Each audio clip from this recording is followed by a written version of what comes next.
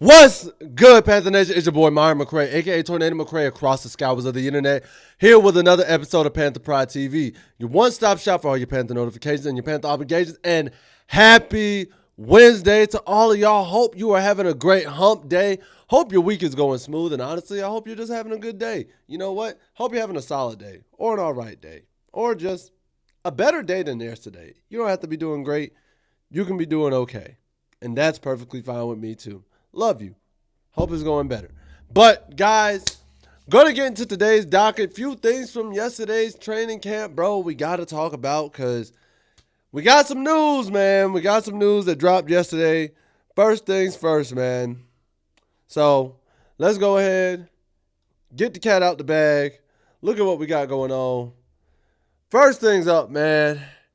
Josey Jewell got released amid concussions. Huh? Tyler Mabry signed to the squad yesterday. Bobby Brown is now on the non-football injury list, and Derek Brown has been cleared for all activities.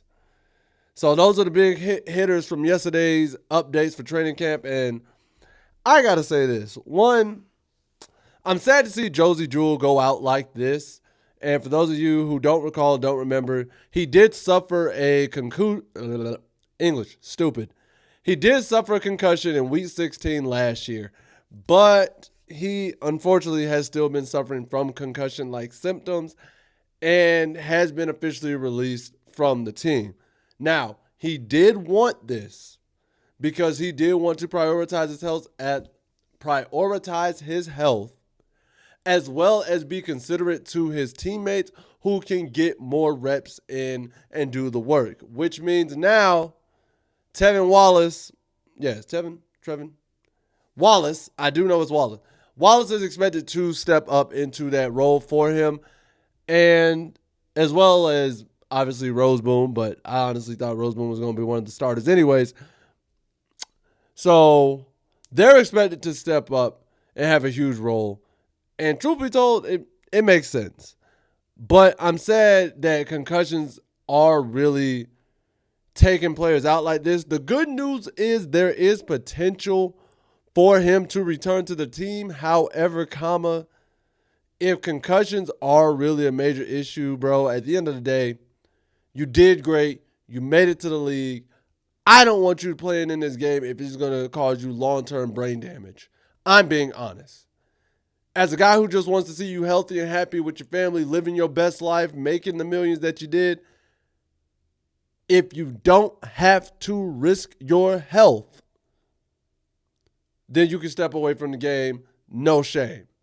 If you want to play, cool, but the moment you start suffering from any health and brain trauma, please stop for your safety, because at the end of the day, this is just a game and it's just entertainment, bro. You're still a human being at the end of the day. And I want to make sure you go home and you're still a human being to your wife, your kids, and everybody in your family. So I don't think anybody is against that.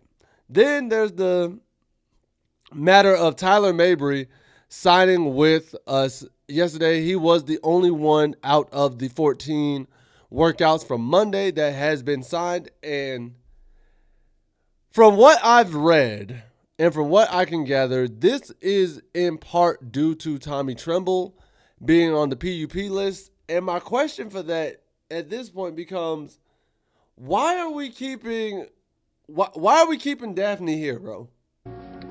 Message. Why are we keeping Dominic Daphne on the roster if we're just going to go sign another guy and Tyler Mabry?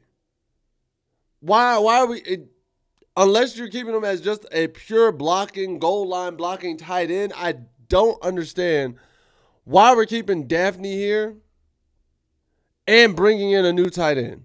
I'm not saying Mabry's going to take automatically like the starting role in any capacity, but to me, that's a big middle finger to Daphne, who's just been sitting here, biding his time, doing his thing, holding his business, so on and so forth. So I personally don't understand that. And that's my 2 cents. Thirdly, Bobby Brown being put on the non-football injury list. I'm hoping this is just a precaution. I'm hoping they're just being very cautious. I'm hoping that Carolina is just saying, hey, Bobby, we're just going to put you on this for a couple days, maybe the first week of training camp, just so you can make sure that you are healthy and get the rehab that you want.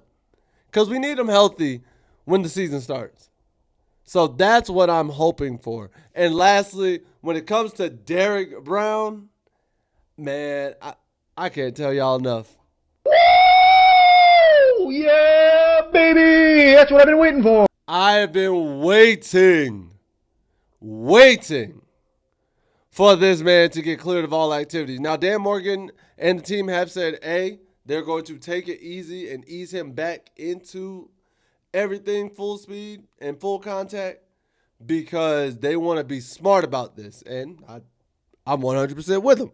Hey, yo, don't just sit there and be like, all right, go back to 100% of what you were just doing. Whoa. You've been gradually building back up. Training camp is where we could really hit some pads. So we're not going to have you go full balls to the wall, but we're going to get you hitting pads more and more and more. And I'm actually a fan of that, and I'm cool with that. And next, speaking of our general manager. So, the question's now been asked, and recently Panthers.com and everything asked, well, not Panthers.com, this is actually on Yahoo Sports. Asked our oh my God, English is so hard today. They asked our general manager, Dan Morgan, who he believes the top position battles are heading into training camp. And the first one, no shocker, I think we all know about this one, is the wide receiver room. Oh, wait, I put the DB room. Wrong one. Here we go. There it is. There it is. But he was speaking about the wide receiver room. And here's what he had to say. Dan Morgan says, I'm excited about it. I'm excited not just about the receiving core, but in other areas as well. It's going to be a really good competition, and that's what we want on this roster. We want to create competition. I think that just brings out the best in everybody. So, yeah, I'm just excited to watch it and see how it unfolds. And he followed it up by saying what was the second position battle he's really watching, and y'all kind of got a sneak peek.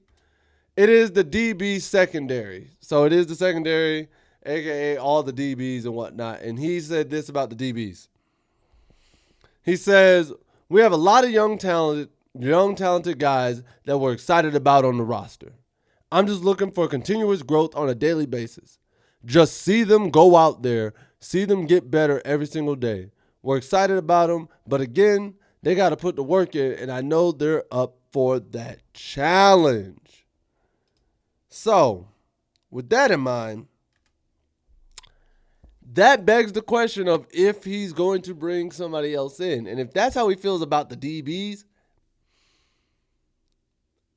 I'm taking that as we're not signing Blackman or Simmons. Huh? I know that's not what y'all want to hear from me. That's not what you want to hear from me.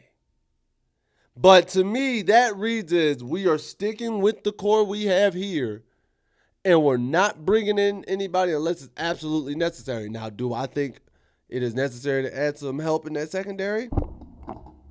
Absolutely. Shoot, maybe even the linebackers now. However, he is the general manager for a reason, because there are some of y'all who are going to be like, I don't know ball because I'm sitting here recording this video for you. I'm not in the front office.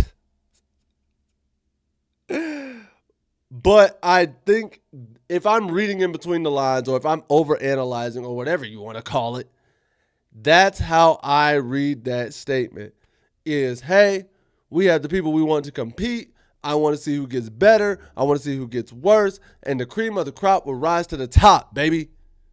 Hey, that was clean. It was clean. I don't care. But when it's all said and done, I think Dan Morgan picked the right two. You could have said linebacker. I think that's the only other position where you really have a position battle. Unless, no. You could. Well, technically in a 3-4, edge rusher is outside linebacker, so I guess you could say outside linebacker, depending on who's going to take that spot. However, wide receiver and DB are absolutely on the top of that list. No ifs, ands, or buts about it. And lastly, man, lastly. Is it time for Carolina to do this ceremony? So, many of you have heard the news that Phillip Rivers retired from the San Diego Chargers yesterday. With that being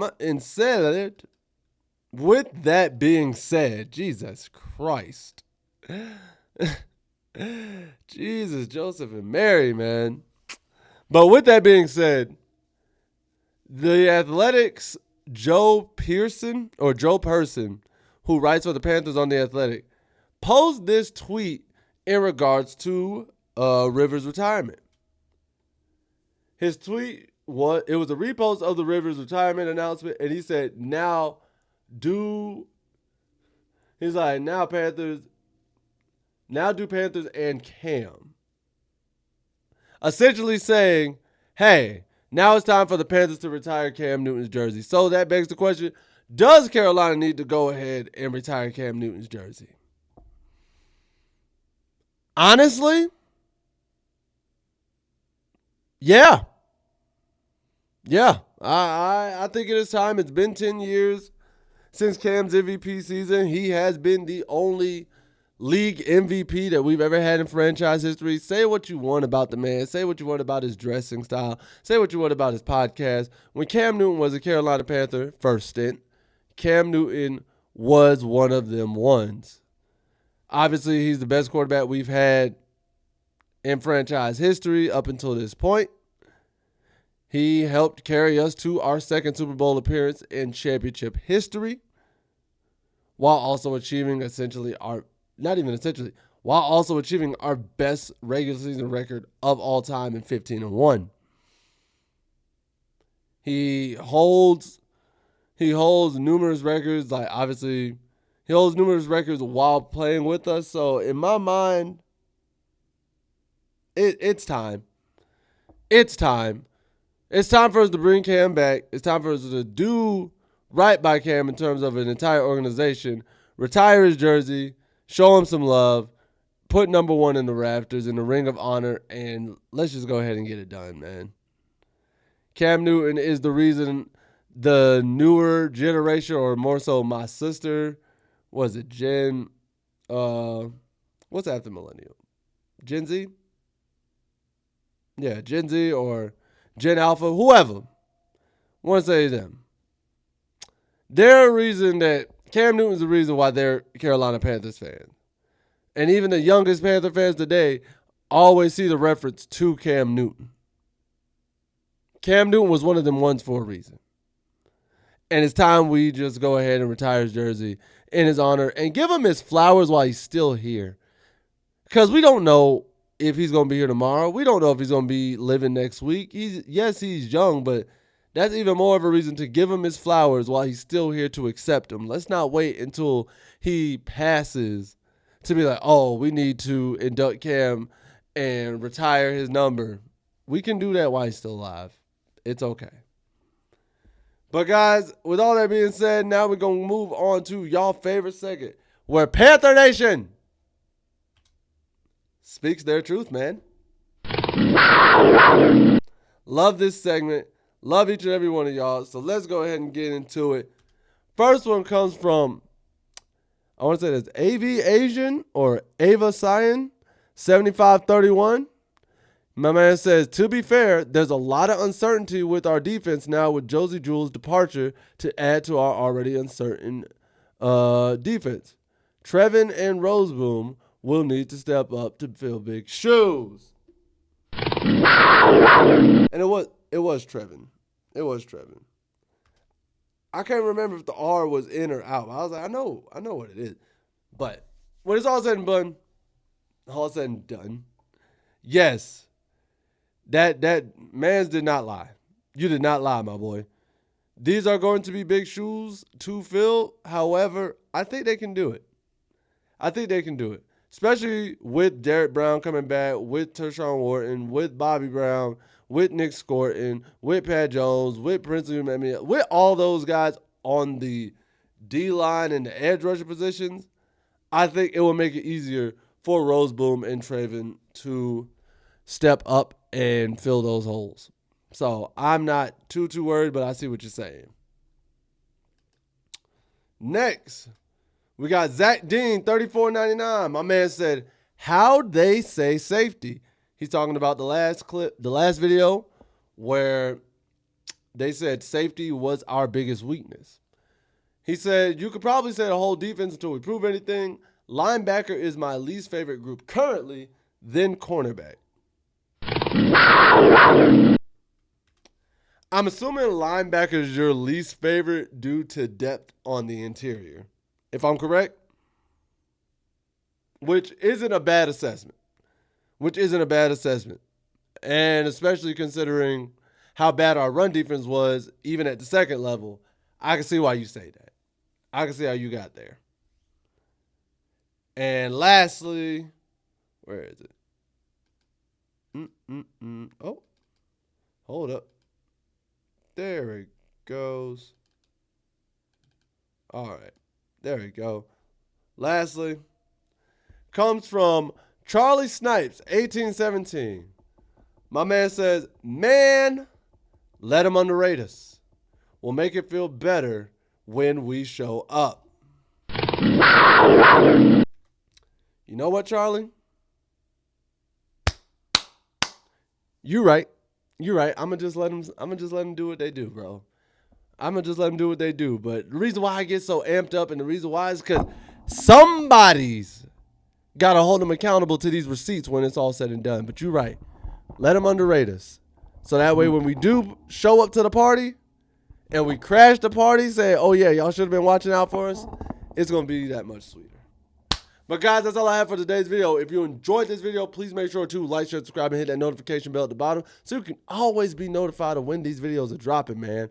Next, comment below. Let me know. What are your thoughts about the updates from day 2? Are you sad to see Jewel leave? How do you feel about Mabry signing? Are you worried about Bobby Brown? And are you happy to see Derrick Brown now be back? 2, what is the biggest position battle you think Carolina is going to have to deal with going into training camp? And 3, is it time to retire Cam Newton's jersey? Let me know in the comment section below, because at the end of the day, what do I know? I'm just a skinny brother with 2 tats. Peace, what's up to all you Panthers Nation? Take care, later days, and as always, keep pounding. I'll see you next time.